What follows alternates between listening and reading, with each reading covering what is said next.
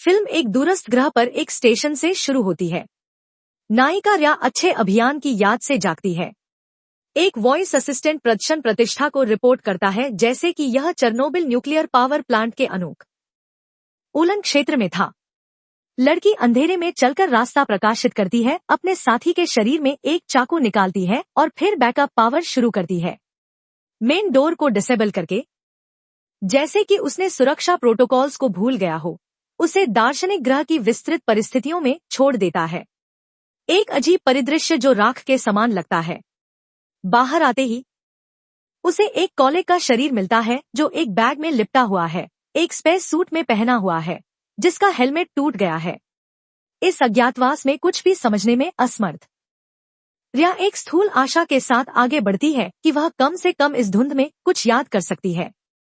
थोड़ी देर बाद लड़की दूर से एक आकृति देखती है जो न केवल उसके परिदृश्य के समान है बल्कि उसकी हरकतों को ध्यान से दोहराती भी है, जैसे कि वह शीशे में एक छवि हो।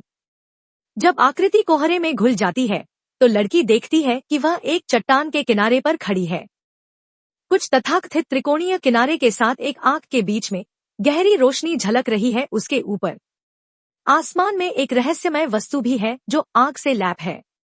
इस बिंदु पर रिया को सांस लेने में परेशानी होने लगती है। सोचती है कि एलियन वायुमंडल दोषी है। लड़की बेस पर वापस भागती है। डर को हटाने के लिए पहले दरवाजा बंद करती है, फिर अपने मरे हुए साथियों की छाया से तंग आकर एक फ्लैशबैक घटित होता है। 5 लोग एक टेबल पर बैठे हैं, जिनमें से रिया और केविन, रिया के बॉयफ्रेंड भी हैं। छठा सदस्य ब्रायन क्षेत्रीय ड्यूटी पर है कि किसी भी संभावना के लिए। बातचीत के दौरान केविन प्रकट करता है कि उन्हें एक सांस लेने योग्य ग्रह मिला है, साथ ही पहली व्यक्ति जिसने इस ग्रह की सतहों पर कदम रखा वह रिया ही होनी चाहिए।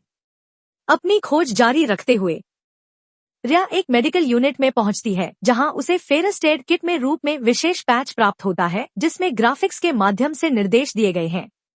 निर्देशों का पालन करते हुए लड़की अपने गले पर एक चिकित्सकीय पैच लगाती है जो वीडियो गेम्स की जीवनी शक्ति इंडिकेटर्स की तरह रोशनी करता है। इसके बाद वह नहाती है, अपने अभियान के साथियों के चेहरों को देखती है। बाद में केबिन में डायरी पढ़ते हुए रिया एक तस्वीर का पता लगाती है जो उसे पौधों के साथ काम करते हुए दिखाती है। निगरानी एक चेतावनी सिग्नल द्वारा बाधित होती है। दरवाजे पर गतिविधि का पता लगाया जाता है। रिया एक मरे हुए साथी से चाकू निकालने का बाद आगंतुक की जांच करने जाती है। आगंतुक एक व्यक्ति निकलता है जो एक स्पेस सूट में है। वह खुद को ब्रायन के रूप में पेश करता है, रिया का कॉलेग जो ऑर्बिटल स्टेशन पर ड्यूटी पर था। ब्रायन रिपोर्ट करता है कि वे एक्सपेडिशन 7F के सदस्य हैं। वह ऑर्बिट से लैंड हुआ क्योंकि रिया ने एक कॉज सिग्नल भेजा था। शायद उसका दोस्त क्लियर पागल हो गया था और दूसरों पर हमला कर रहा था। रिया कहती है कि यह अब मायने नहीं रखता, कुछ भी हो। इस बीच वह स्वीकार करती है कि वह कुछ भी याद नहीं कर पा रही है। केवल टुकड़े टुकड़े यादें उसके दिमाग में आती हैं। नीचे रेखा रेखांकन सही से एक दूसरे को मिलेगा, यह नहीं पता है। मरे हुए केविन को एक शाल से ढकते हुए रिया एलियन लैंडस्केप की खिड़की से झांकती है, जबकि ब्रायन मेडिकल किट में उपकरणों को अनपैक करता है।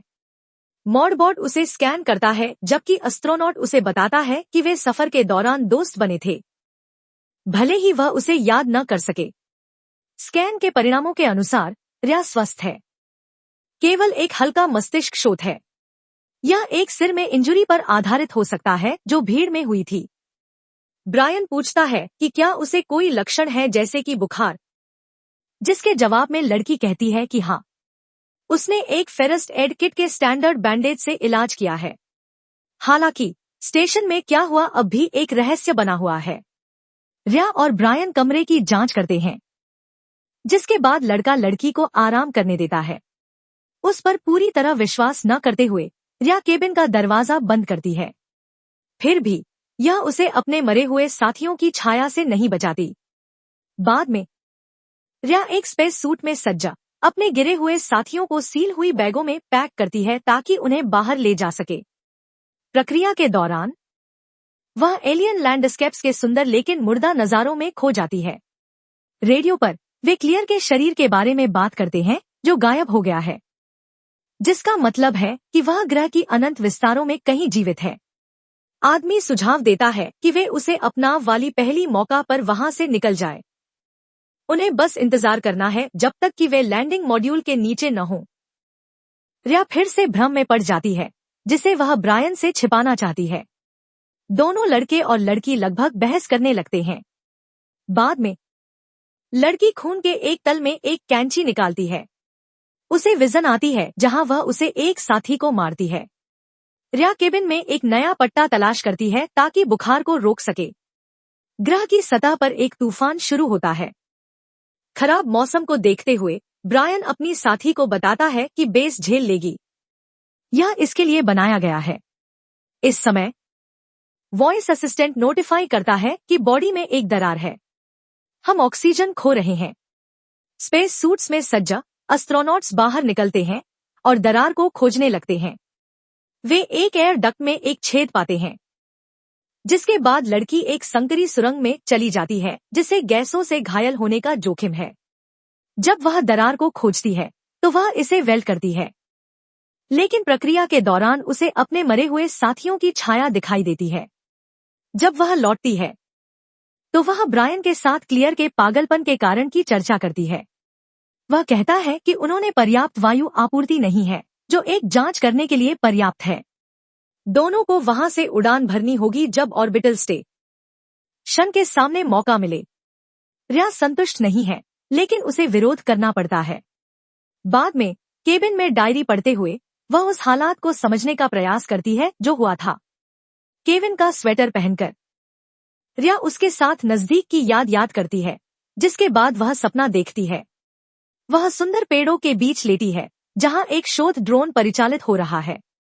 स्वप्न में लड़की न केवल अपने बॉयफ्रेंड को बल्कि एक धरती पर छेद भी खोजती है जो